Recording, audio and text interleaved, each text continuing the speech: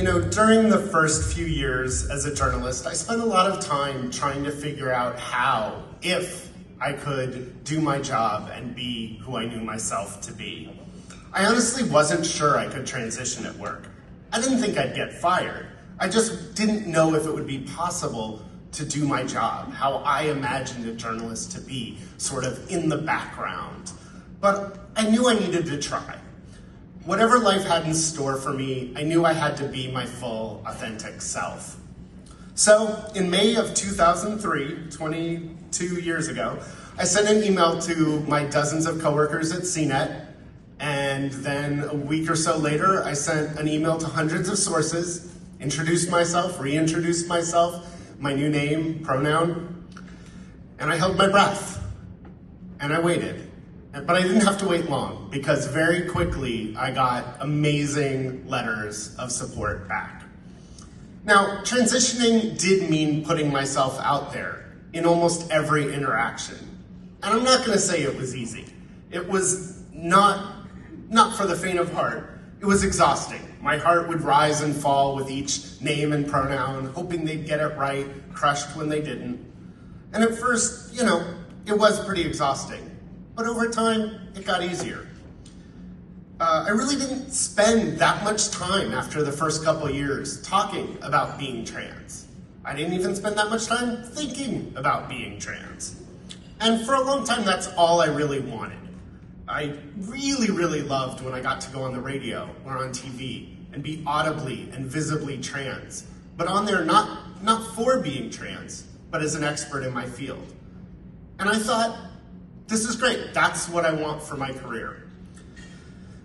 But then around the time that states started passing anti-trans legislation, my feelings started to shift. As a journalist, I couldn't even speak out against these bills. Even if I could, I wasn't going to be able to stop them. But I also couldn't sit silent. I couldn't let the next generation think that they were alone when I knew there was a lot more support than they were hearing. So in 2022, I launched the Letters for Trans Kids project, building on an idea that my cousin had. We were on the phone and she was saying, what can I do to be supportive? Can I write a letter? And something kind of clicked. I'd been thinking, what can I do? So I got a bunch of people I knew to write letters of support and share them on social media. And then others joined in. Entertainers, politicians, athletes, school kids, grandmothers. One of the lessons I learned through that project and through my career thus far is just how much it matters being our authentic selves. When I first sent those letters to all those coworkers and sources, many of them had never met another trans person. I still hear from people, decades later, who got that first letter, and 7 or 8 of whom reached out because their own kid was trans or non-binary, and to tell me how much getting that letter meant to them and how much it helped them when they got to learn more about their own kids. And I'm also reminded that this award isn't a prize. It's a challenge and a calling. It's about continuing to tell the truth at a time when doing so is being penalized.